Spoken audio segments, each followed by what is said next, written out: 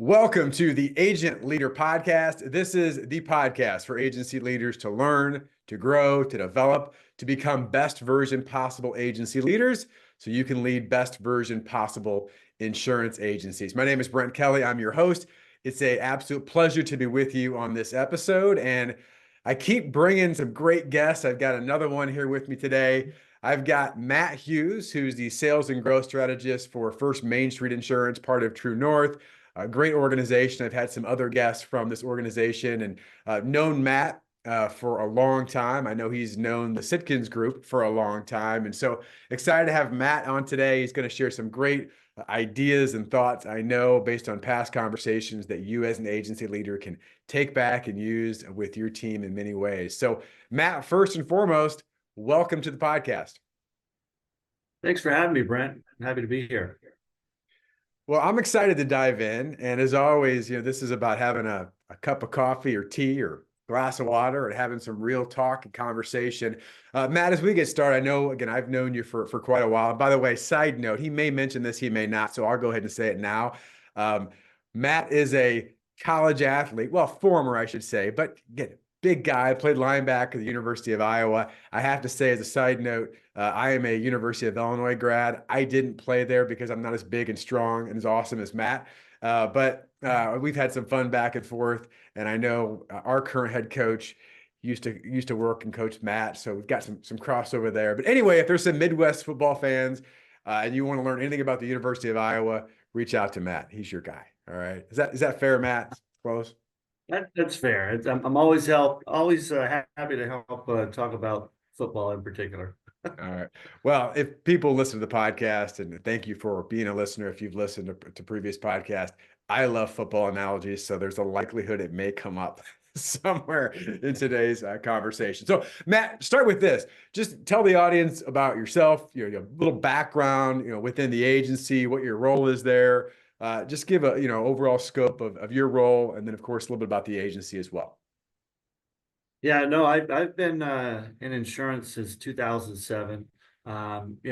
After my career at Iowa, I played a little bit in the NFL with the 49ers. I blew my shoulder out. I thought I was going to get into some coaching, did some coaching at University of South Dakota, got into medical sales for 9 years. But the reason that I didn't continue on as a coach was because I always had aspirations of being a good husband, a good father, being somebody of the community. And I knew that coaches at the college level, they're gone, they're recruiting. I spent 2 years there. I was like, I just can't see myself doing that. But after my last job in medical sales, I was covering 5 states and I had my 3rd child at the time, and I was gone all the time. And I looked in the mirror and I said, you know what, Matt, this isn't who you are. This isn't what you wanted to do and what you wanted to be. So someone came up and said, man, Matt, you know a lot of people.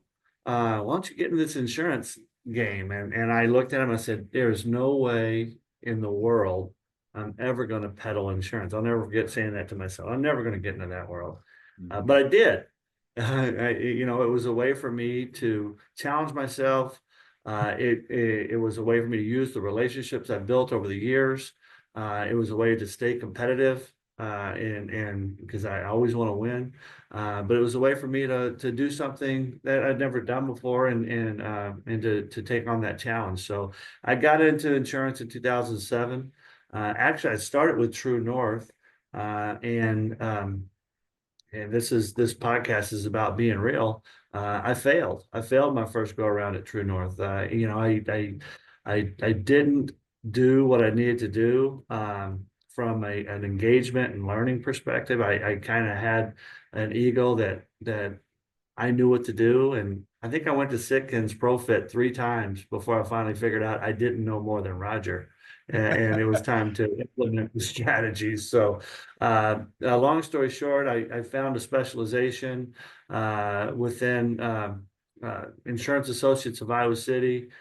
We built that up and sold it then I went to VGM, and I grew into a management role within VGM where we did specialty programs. And then I had the opportunity to come back to True North within First MainStreet about 4.5 years ago. So to me, that was the biggest, it was a true blessing because to come full circle and to take that time to grow and to develop uh, and then for the group that brought me into the industry to bring me back, uh, it made me feel good. Like, okay, we're a different person now than we were back then. And now, we're able to do bigger things. So been here for 4.5 years. First MainStreet, is an awesome company. We provide perpetuation to small town agencies across the Midwest. We have over 50 locations in Iowa. Now we're in South Dakota, Minnesota, as well as we have one location in Tennessee. And I get the opportunity to coach our producers and to teach them how to be successful, how to use my experiences to find success and maximize their careers. So it's been a blessing, and I've loved the industry. I wish I'd have done it. I wish I wouldn't have wasted the 9 years in medical sales, honestly, because I think I'd be a little bit further ahead. But it's been a fun ride. Yeah, Matt, this is probably not going to shock you or the audience, but as many people as I talk to, whether it's in our programs or coaching or podcast, doesn't really matter, or different events, like there's like the 1%. It's like I was really wanting to get insurance, and I got in there, and everyone else is like, I did this and whatever, and some person talked to me, and I was like, okay, and here I am, whatever, X many years later. So, I think we all know it's a great industry and something I hear all the time, and maybe if you agree with this, is that the insurance industry itself, certainly from a sales perspective, it's a really hard job, and it is. I mean, it's a really hard, challenging job, but it's an amazing long-term career. And just thinking about you're talking about being a coach, and I love that too in the coaching aspect. But and so just to go there for a second, I mean, you'll see whether it's a college head coach that's made it, and it's like, yeah, but did you know the 10 or 15 or 20 years they put in of like just chaos to get there? And by the way, the majority of them don't make it to that. It doesn't mean you can't, but it's just there's so many challenges there. And I do have a question within this. I took some notes right away just from your intro, and things I want to get your thoughts on. First of all, thanks for your transparency and talking about the first time you failed. And I think what I find time and time again that the highest level performers, first of all, we all fail in different ways. But I think the highest level performers and achievers and leaders are authentic and vulnerable about that to be able to apply that from what they learned. And there's an essence, I think, of two things. Number one, do you have the toughness or resilience to get back up off the floor when you get knocked down? And number two, are you willing to be coachable? And maybe you could speak on one or both of those, Matt, because I'll just say this to the audience that don't know you as well as I do. You are extremely coachable, right? We talk about that. Like, hey, I don't know, or I'm willing to lean in. And so just from your perspective, I mean, whether it's you personally, Matt, or working now with agents and producers across the state of Iowa, and obviously you guys are expanding to all other states now. How do you see that working? Whether it's resiliency, toughness to get up, and then just being coachable. How do you see that working in from a personal and professional development? Well, you talk about being vulnerable, and my story is one that for probably the first 10 or 15 years of my career, I hid from because I was embarrassed Mm-hmm. about the path I'd been on. And this is probably as good a time as ever to kind of go into that. When I say when I was in medical sales, I was making great money, supporting the family, and I went into insurance thinking that I would own it and thinking that it was going to be easier. It's all about shaking hands, kissing babies, all that stuff. I'm good at that, right? I can do that with the best of anybody. But there's a lot more to it. There's a lot more discipline. There's organization. There's a lot of tactics. There's strategy. There's things that I didn't know and I took for granted. And the nest egg that I had built for my family and the lifestyle that my family had been accustomed to slowly had whittled away to the point where I was, basically broke. I had ran up big time debt on credit cards. I had entered debt reductions deals with companies so that I could somehow swim out of debt. I mean, and Yeah. I think the day that changed my life was I went and I wrote a physical therapy company in Iowa City, Iowa. And I was just on the cusp of saying, you know what, I can't do this. Mhm. And I was starting to look at medical sales jobs to get back into that field. And I was fortunate to meet the CEO or the CFO of a physical therapy company in Iowa City. And we wrote the business, and I fell in love with that industry. I Mhm. fell in love with the commonalities that we had in our past, and I knew the value that that industry had brought to what I enjoyed in football. They always kept me on the field, all this and that. Yep. So that CFO said, Matt, we really appreciate what you did for us. I wonder if you could do this at a bigger scale to help more physical therapy practices. I was like, you know what? If you can help me do that, if we can develop a program for that, I think I can do this. I think I can stay in this industry. So he's like, okay, well, let's go. I want you to go to this national conference. It was in Washington, D.C. And I was like, let's go. So I borrowed money to get a plane ticket to get out to DC. I went in and I checked in at the hotel. My credit card declined. And so I had to call my parents to see if they could help me with the hotel room. But in the back of my mind, I'm like, it's okay because tonight I got invited to dinner with 8 of the most prominent physical therapists around the country. Mhm. Like my life is going to change tonight because I'm going to be at this dinner in the presence of that probably represented 500,000 of commissionable revenue at that table. So I was like, wow, this is going to be absolutely huge. So even though I was a little bit down, that I was realizing really quickly that all the things that I worked for, it was it was gone. But I knew that I had this dinner coming up that night. So uh, I got checked in, went to the dinner. We said it's like one of those Ruth's Chris steakhouses, where you open the menu and everything's $100 or more. And my heart sank because I was like, I can't afford this. My credit card got just bounced at the hotel. What am I going to do? So I did the funny thing, I made a joke about it. I ordered a side salad and a water, and I told him I was just trying to watch my figure, and in the meantime, they're pouring wine, they're eating steaks, and then the moment of truth comes, and the waiter comes to the table and says, "How are we going to do this bill?" And I'm sitting there saying, "Gosh, everybody on your own, please, everybody on your own." But the group says, "No, just put it on one. We'll split it up evenly." So my portion of that dinner was like 250, $300. So I went from as excited as I've ever been to be at a dinner to as embarrassed as I've ever been because I had to ask one of those PTs who are the most influential in the country to help me pay for my dinner. So I left that dinner embarrassed. Um, and I remember just walking around Washington, D.C. for about 3 hours. And I sat on the curb at one point and I was just like, Matt, you know, this is not you. You're better than this. You're a winner. You're disappointing, your wife, you're disappointing your kids, you're disappointing your company. And most importantly, you're disappointing yourself. And I'll never forget because I made a commitment and I'd already been through Sitkins ProFit 3 times as I sat on that curb. And each time I went there, I was like, yeah, this is great stuff. This is great stuff. Then I got back into our office and I reverted back to the same old stuff. But I sat on that curb and I said, you know what?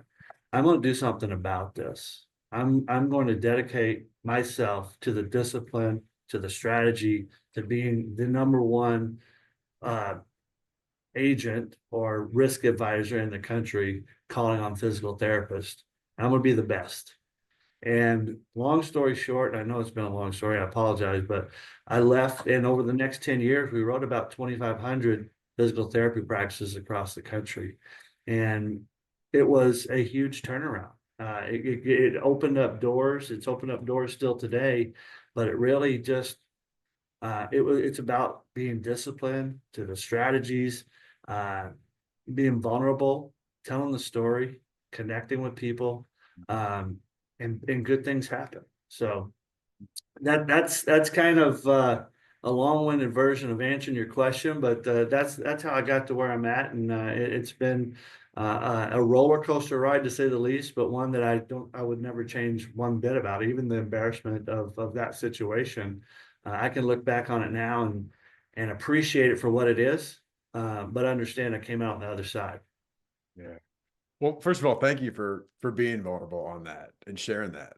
Even though I know it's been a while and there's been success behind, I'm sure it's still not your favorite thing probably to talk about necessarily. But I think there's some huge clues that come out of this. Because by the way, I will make a bold prediction. I guarantee that a number of people listening to this podcast and go, I've had a moment like that.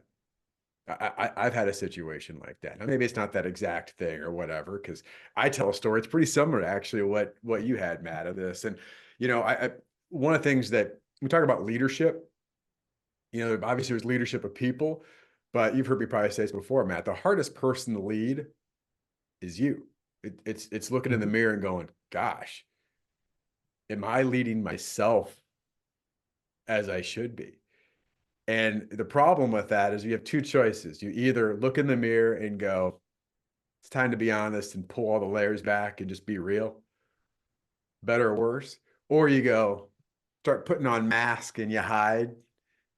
And that's what a lot of people do. And so I want to phrase that, first of all, thanks for sharing that. And I think there's so many lessons because it's very easy. And you said, I'm going to go do this thing. And actually, you know what? I think I'm just going to quit and go back and do this. But you hung in there and persevered. And what I wrote down, and I don't know if you want to speak more into this or not, but at some point there, as you said, you're walking through DC, you're like, I'm going to make a decision. I'm making a commitment to myself that I'm going to be, and I'm using my term, a better version of Matt moving forward. Was that just to get your take on that. I mean, there's one thing to make a decision when you're walking and you go, I don't want to feel that again. I don't want to deal with that again. But when you made that commitment, it's one thing to make it in your head, but what were like some of the first actions? And you don't have to get like specific because it could be all over, but like it's one thing to say, I'm going to make a commitment. Or as you said, I went through Profit and there's some really good stuff there, but I haven't really applied it. Like what's a starting point for someone to build some habits and momentum areas where maybe they've been falling short in the past? Well, I tell you what that meant for me and what resonated in my head was some information from Profit when it said specialists make more money and specialists specialize and also specialists want to work with specialists. So I went back to my notes and quite honestly, my notes weren't very good. So what I did was I re-registered for the next Profit. That was probably the first thing I did. Mhm. And it was in Florida. And I still have the notes from that session. And I went through that Profit session differently than I'd ever done before.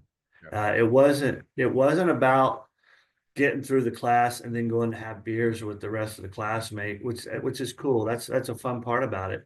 It's building those relationships and things like that. But what I was intentional was about every note that I took during Profit at night, I went and I typed them up again.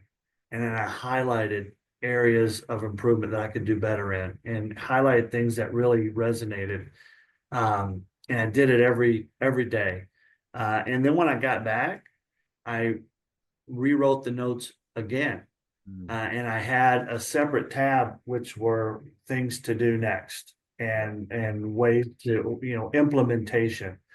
Because I wasn't going to fall back into the trap of going, saying that's a great idea, and then doing nothing.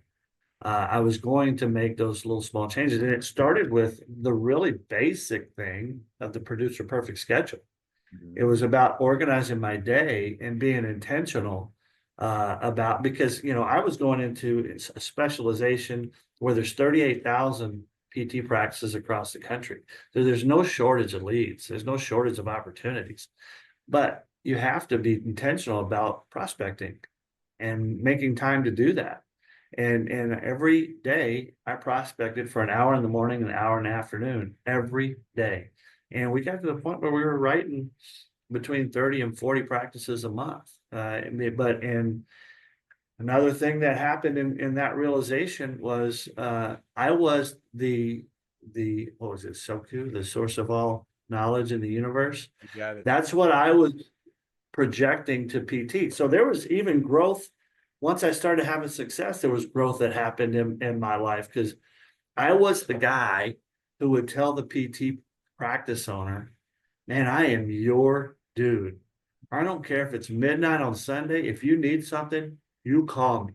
I got you. Unfortunately, people did. And what happened to my capacity was it went way down. And I had an HPT team, but I was using her mainly as a servicer, and to create certificates and do all that stuff. She wasn't a true HPT team member. So what happened is I got to about 300 practices and I hit a ceiling, because I was sitting there trying to do everything. And one of the other principles that I then veered into was the HPT concept, and to letting my account manager do what she does best, is service.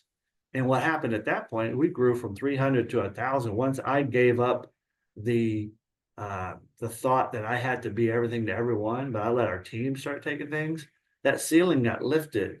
And we grew to 1,000, then we grew to 2,000. And quite honestly, we could have kept on going, and we didn't have to add staff, because we had it down and we were efficient, and we were letting the team in. We were empowering the team to do what they do best, which allowed me to do what I do best, which is build relationships and trust, and to lead practice owners. So there's so many concepts within the program that has helped me throughout the years, and there still are. There's still new information. I'll never learn it all.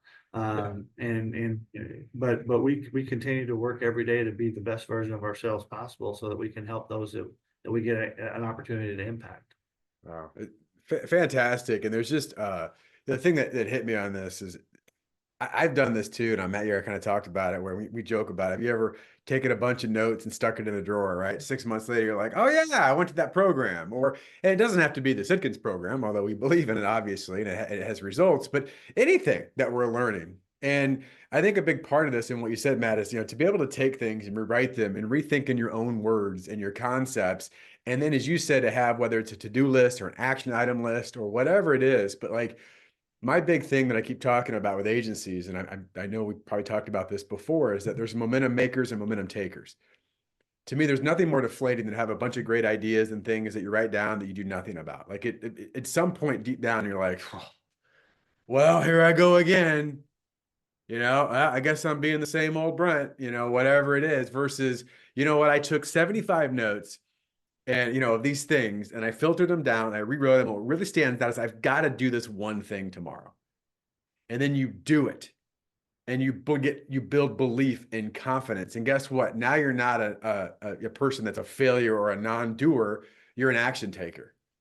And those are momentum makers. And even though they seem really small, I always tell producers in particular, like, just find little momentum makers. And just like you played football, there's little things that back in your psyche, you're like, I put the work in, I did that.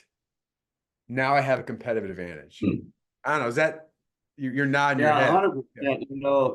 100%. I couldn't agree more. The discipline, there are so many correlations that, and I hate to do it. I know you're the same way. You sports analogies, but it really is. To be a good football player, the analogy, it's a game of inches, right? You can, if the wrong first step, you're going to be just an inch behind. It's all about the game of inches, and it's no different in our industry. It's the little things. It's doing all the little things and being disciplined to them, and it's not hard.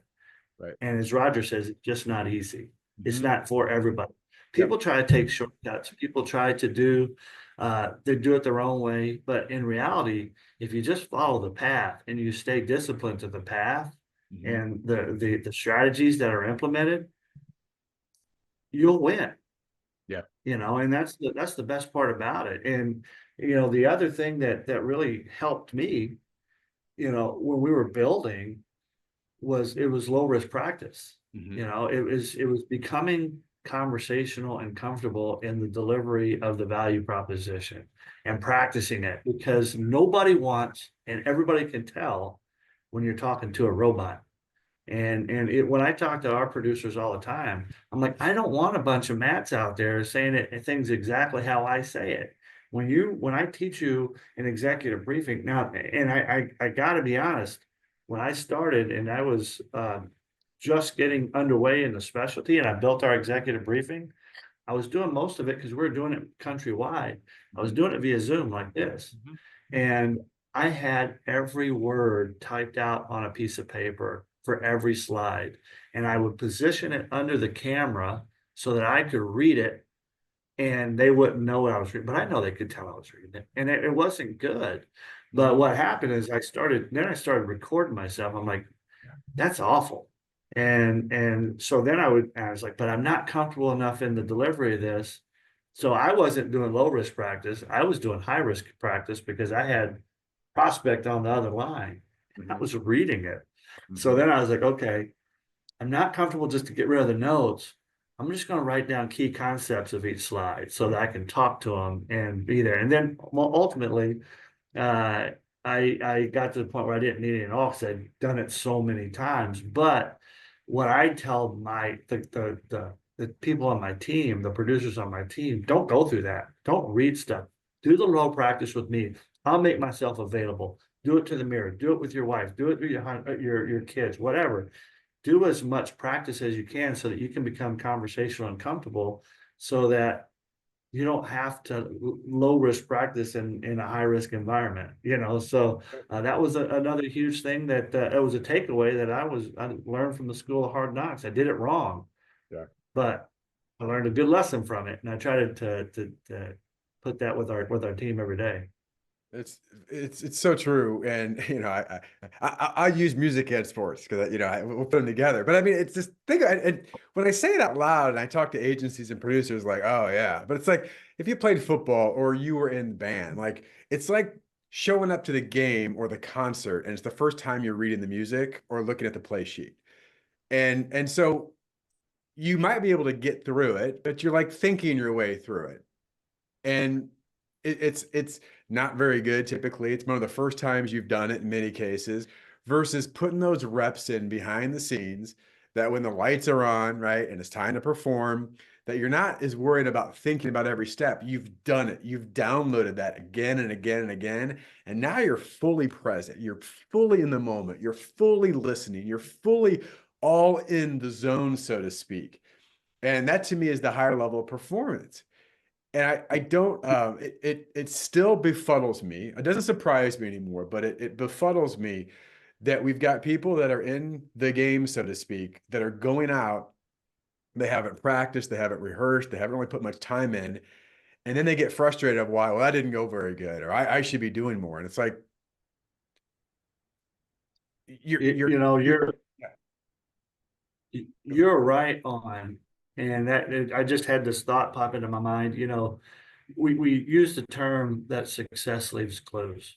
Mhm. And if you look at some of the best athletes, performers, they don't just go out and show up and get it done. They are polished, and when you watch it and you see it happen, you're like, wow, but you don't see what happened behind the scenes. When I was with the 49ers in 1999, Jerry Rice was on the team. He's the best wide receiver of all time. Mhm. And I can tell you that there is zero doubt in my mind why he's the best of all time. He wasn't the most talented. He wasn't the fastest. He didn't have the best hands. But what I remember most about my time, which I got hurt early on, but I am so blessed to have been on the field with him. Yeah. But here's the contrasting views.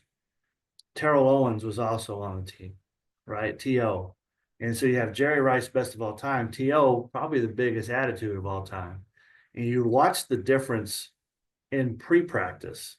Mhm. Jerry Rice, it doesn't matter if he's on the 1 yard line going out and he runs a 2 yard slant.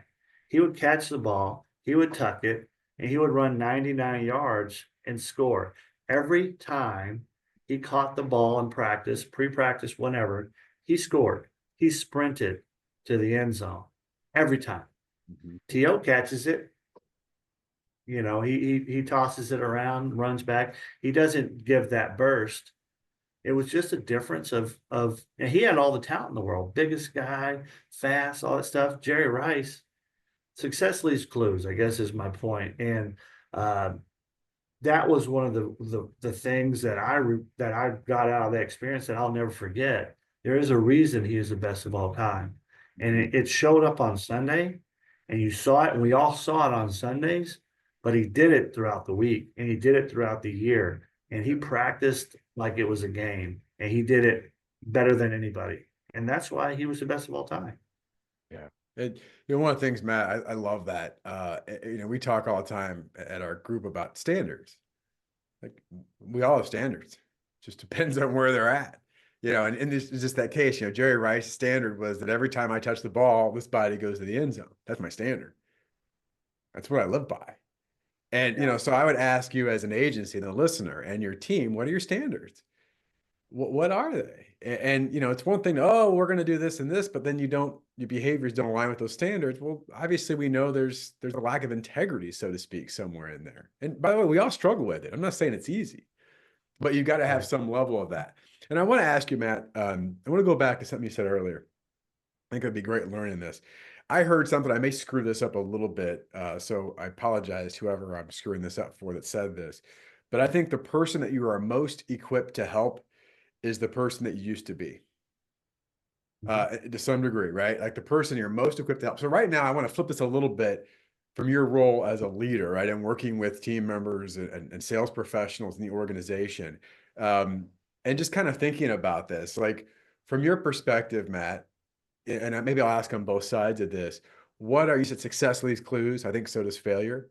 But, going back to thinking about who you were and what you've overcome, what are some successes you see? I mean, for agency leaders listening right now, going, these are some things that I see other producers doing or that I've worked with that have demonstrated long-term success. And maybe here's a thing I see that you could tell pretty quickly it's not going to work or they're not going to be as successful. So you can answer one or both, Matt, but what jumps out at you? The keys to success in this industry, in my opinion, are organization, being organized with your time, and being disciplined to strategies. You don't have the strategies. And here's the thing that people always think is that I got to create and I got to develop my own way. The great part is and again, it goes back to the saying, success leaves clues, or rob and duplicate it, whatever you want to say. There's people that are having success doing certain things, and you just got to be disciplined to them. So the discipline and organization piece are, in my mind, the two critical indicators for making sure you're going to be successful.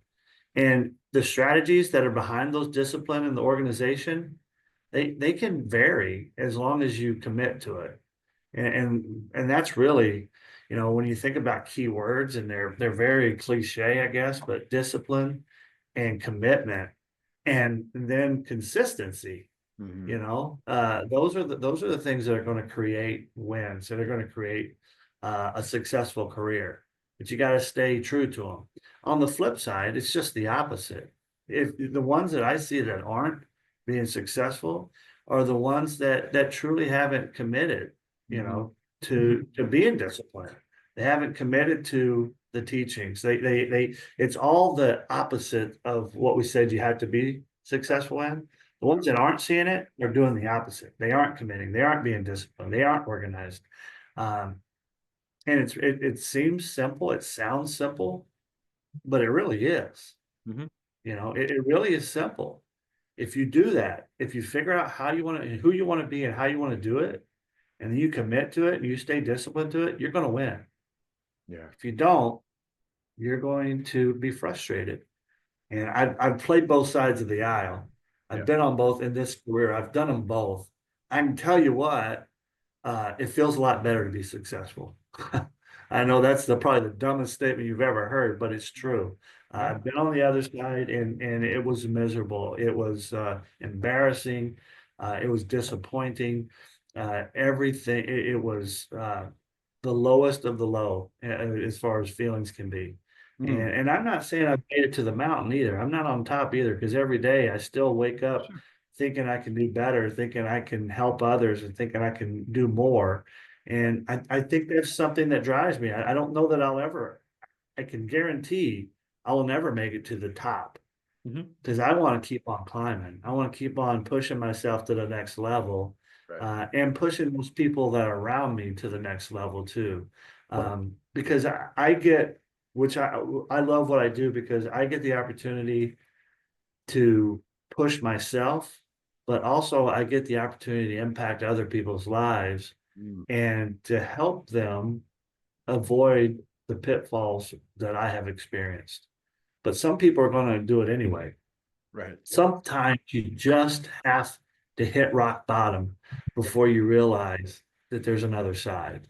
Yeah. And I'm trying to help people see the light before that happens. I don't want them, and I say it all the time, I don't want you to have a DC moment. Mm, Because, and they know when I say DC moment, that was the day, that was my low point, and then I started climbing out of it. I don't want people to, if I can help people avoid the DC moment, I'm a happy person. But I also know that some people are going to have their own DC moment before they flip it, before they change it. Um, but I'm trying to help shortcut it a little bit. yeah, I love it, and it's so true. And as a leader, team leader, heck, as a parent, right? If you've been a parent, you've experienced this, where it's like I can see that crash. It's right there, and I've lived it, Yeah. and I know it. And no matter what I say, you're just going to have to experience it, apparently. So there, the other side is once in a while they go, maybe you get a little crash and you go, okay, how'd that feel? Not good. Let me help you avoid the next one. Okay. Because Right. I've done it. Matt, it's funny because about the simplicity of stuff, and you're right, simple but not doesn't always mean easy. I like these three words together. I like words that start with the same letter. This is maybe just my speaking brain, but I was talking about, clarity, consistency, commitment. You probably heard us talk about it, but it really is. I mean, if you want to break it down to simplicity, clarity, what do you really want? Like, where do you want to go? What does it look like? And envision that. Consistency, or what are the specific things I need to do to get there? Which, talk about being intentional. Like, on my calendar this week, what needs to be in there to align with this clarity? Some things I'm going to be enjoying to do, some things I may not, by the way, but I'm going to do them. And the last part is the commitment is just I do what I said I was going to do, what do you mean? Well, I put in 90 minutes of pipeline development, and gosh darn it, I got to that block of my calendar, and geez, I got a few emails that came in. Yeah. Nope, that wasn't the commitment you made to yourself. You didn't do the thing you said you were going to do. And we all, as individuals, struggle. But when you get through that, the thing that hit me too, and I wrote this down, Matt, I don't know if you agree with this or not. I think you will. Um, but have you ever, I'll just ask you, have you ever not felt like doing something you know you should do? I A mean, lot. sure. I mean, it could be anything, right? From picking up the phone to picking up a weight. I don't care what it is. Like, I don't really feel like doing that right now. And I had someone say to me, "It's like the best do not feel themselves into actions, because guess what? It's not going to happen. They act themselves into feelings." And you said it, and I wrote it down. It's like, when I did those things, I felt great. And Mhm. not only, it's like I can just using working out. It's like, I don't know, but I made a commitment I was going to do this. And then you start and you do it and you get done and you go, whew, I'm glad I did that. I feel better. And not only that you physically feel better, but your mind knows that you did something you agreed to. And there's Yeah. another momentum maker. It's accomplishment, it's the little wins along the way. It's the Yeah. first downs, it's not necessarily the grand slam or the 90-yard touchdown pass. It's making the first downs and Yeah. accomplishing little goals. I think that's a huge part of feeling and feeding yourselves small wins along the way. But when you add up the small wins, they create dramatic, huge results. But you always got to, but you're gonna have to punt sometimes, right? There's Mhm. sometimes where you're not gonna hit that first down, and you got to punt, and you got to play defense, right? And that's cool. That's just life. Right. Um, but what a journey it is. Yeah. Man, I gotta chime in. I don't want to get overly Sitkin specific because you mentioned a few things, but it just hit me as you said this. That's a great example. I love that analogy. Sometimes you have to punt. because we would tell producers specifically, you're not always going to have great weeks. But the difference is right, the average or they get in the head trash is they have the bad week and they say something like this or they think something like this. Yeah, that wasn't going to work anyway. Or never mind.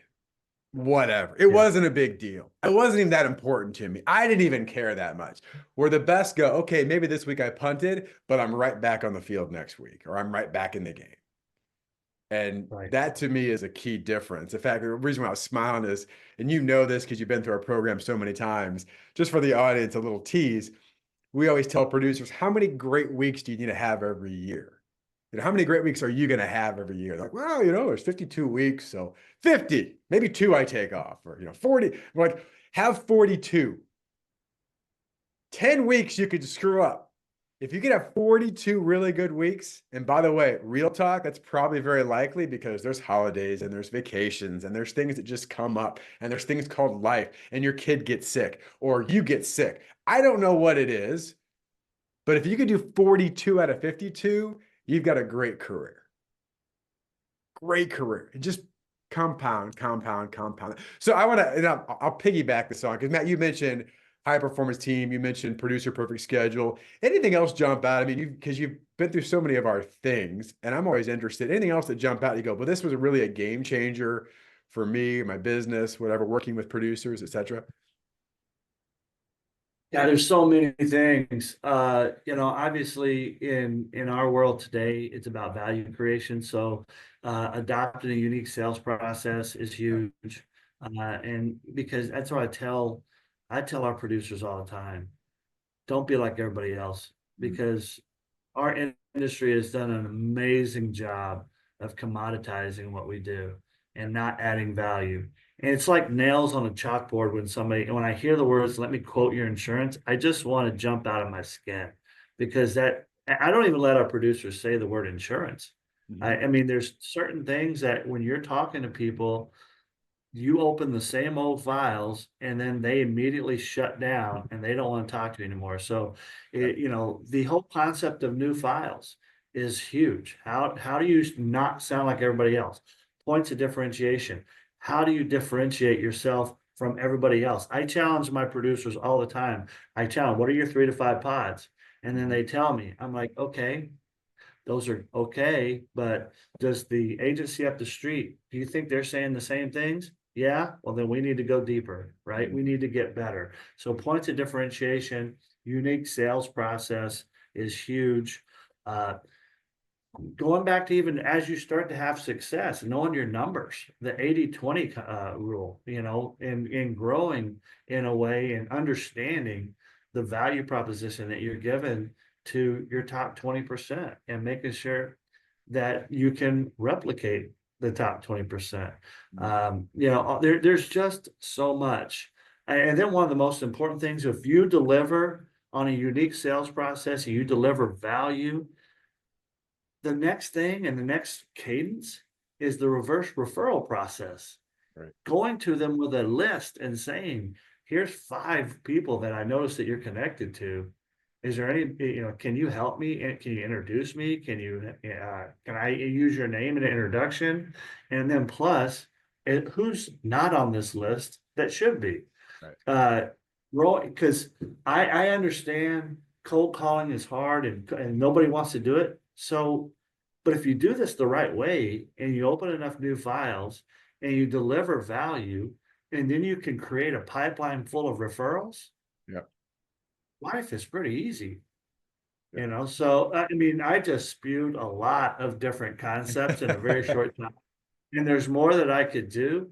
But those are the types of impactful strategies that are taught Yeah. and it's not hard. It's just not that easy. You got to be disciplined. You got to have consistency. You got to have commitment. You got to do all that stuff. You just got to go do it. And the one thing that comes out of ProFit is we teach, you guys teach so much. You learn so much.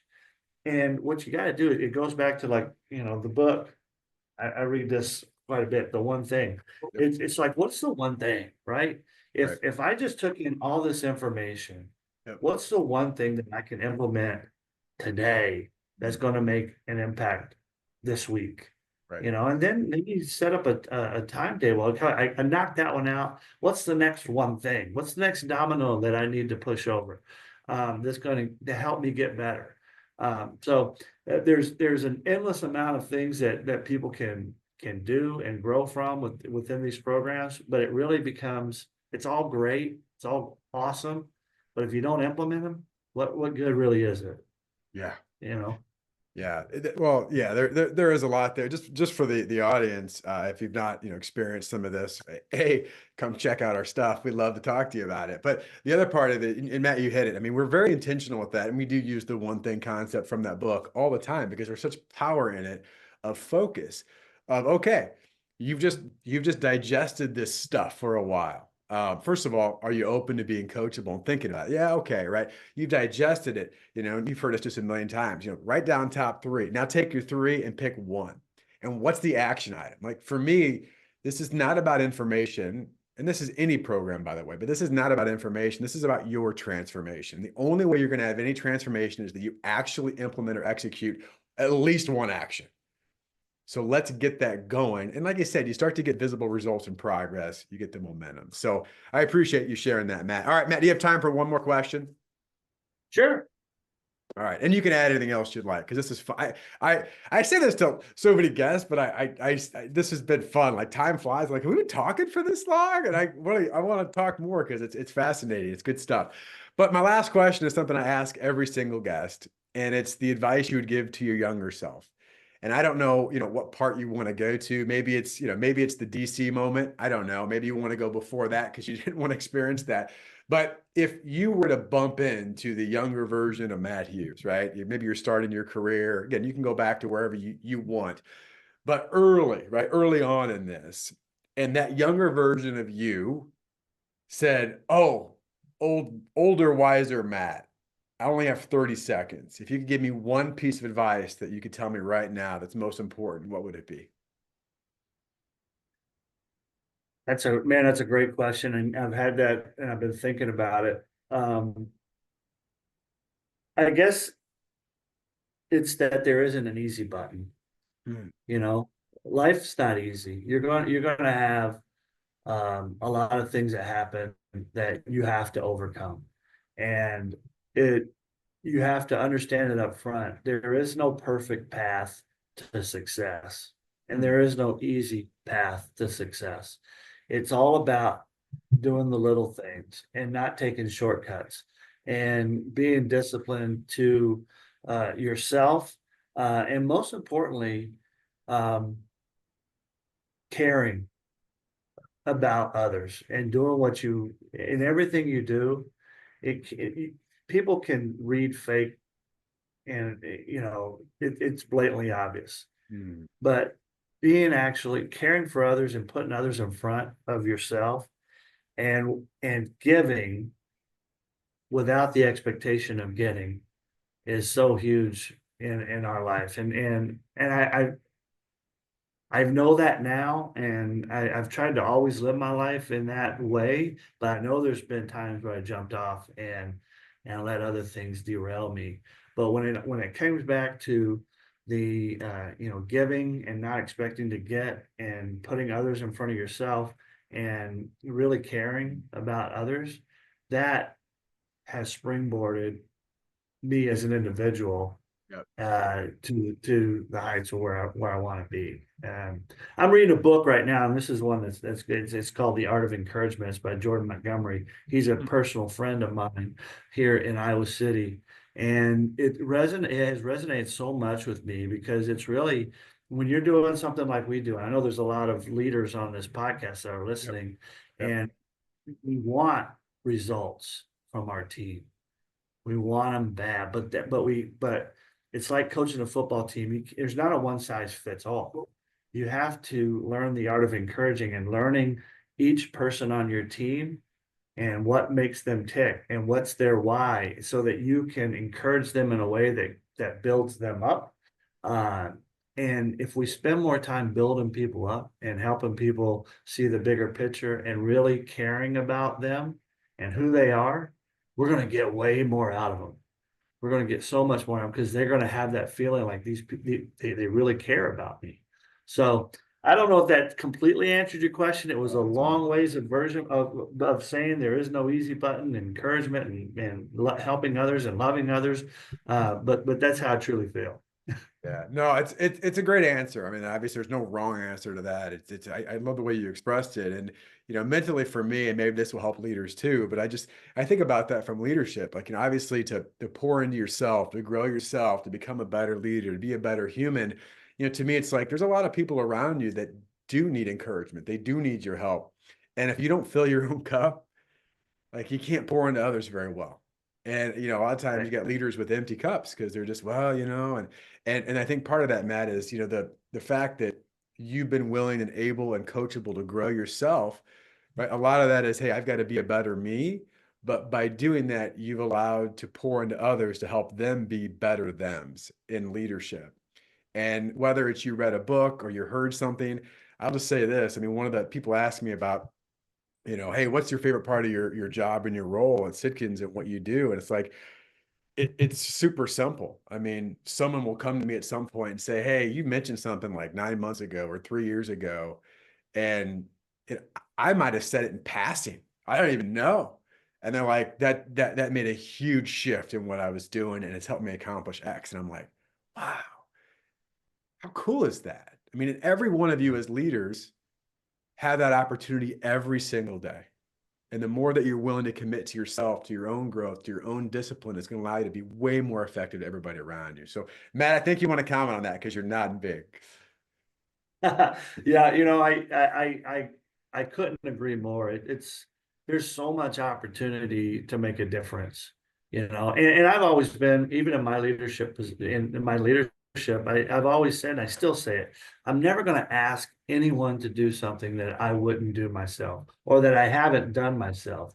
And I Yeah. think that separated me within a lot of the people that I've worked with because they're like, our leader before has never sat in the seat. They've never done this. And I'm like, listen, I've sat in the seat. I've experienced this, the best of this industry and the worst of this industry. And I'm going to be real with you, but I want you to know more than anything else, I care about you and I want you to be successful. And I can lay out the perfect path for you to be successful, but we have to work it together, and you have to be dependable to execute the plan. Because and we talk about it all the time. You watch games on Saturday, Sunday. There's not one of those games that happen that there isn't a game plan put into place that they have to follow. How is life any different, right? If Right. you don't have a game plan, how you're attacking every single day, you're Yep. going to lose the game. Okay. But if you go into every day with a game plan of what you're going to do and how organized you're going to be and discipline, and I'm going to execute this strategy to the best of my ability. You go into every day like that, you're going to win more than you lose. But you got to have that mindset that it's a game plan that you're following, or else it's just a day and you're going to end up losing more than you win. And that's not where anybody wants to be. I'm going to end it at that. So well said, Matt. Listen, I knew this would be fun. I knew it would be good. I knew we'd have great conversation. I know we'd probably go long. All happened, which is great. So I just want to thank you for not only coming on this podcast, being a long time, client and friend of our organization. You're the people we love to work with because you're always pouring in and learning. You make us better at the same time. So we applaud you for that. So want to thank you for all the agency leaders listening. If this podcast has helped you, inspired you, encouraged you, as always, do the old podcast stuff, like, share, follow, subscribe. I don't know all this stuff. Just hang in there and share that. We seriously have a mission, a real mission to help agencies really become that best version possible. And these conversations are a big part of that. So Matt, thanks so much. Appreciate you being on the podcast today.